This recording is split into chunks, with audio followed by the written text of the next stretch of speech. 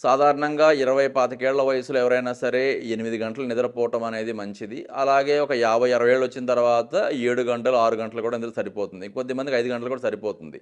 కానీ పూర్తిగా నిద్రపోకుండా నాకేదో అరగంటో, గంటో నిద్రపడుతుంది అనుకున్నప్పుడు మాత్రం వాళ్ళ శరీరం లోపల అనేక రకాలైన బయోకెమికల్, రసాయనిక ప్రక్రియల్లో తేడా వచ్చి, ఆ తేడా వేరే రూపంలో వాళ్ళకున్న షుగర్ లేని వాళ్ళకి షుగర్ కొత్తగా రావటమని, లేదా బీపీ రావటమని, లేదా బీపీ షుగర్ గనక ఉంటే గుండె జబ్బులు, పక్షవాతం లాంటివి ఉండి వాటికి మందులేసుకుంటా ఉంటే ఎంత మంచి మందులు వాడినా, ఎంత డోసు మందులు వాడినా అవి ఇంకా పూర్తిగా అదుపులో లేకపోవటం కానీ జరుగుతూ ఉంటుంది. అలాంటప్పుడు నిద్ర అనేది ఎప్పుడూ కూడా మీ శరీరాన్ని, మిమ్మల్ని వేరే జబ్బుల నుంచి రక్షిస్తుంది. ఒకవేళ జబ్బులు ఆల్రెడీ గనక వచ్చి ఉంటే వాటిని అదుపులో పెట్టడానికి, ప్రశాంతంగా ఉంచడానికి ఉపయోగపడుతుంది. ఈ నిద్ర పట్టకపోవటం అనే ఒక సమస్య ఈ మధ్య కాలంలో కొంత ఎక్కువగా యంగ్ పీపుల్‌లో చూస్తున్నాము. దానికి కారణం ఏంటంటే, మనం వాడుతున్న టెక్నికల్ గ్యాడ్గెట్స్.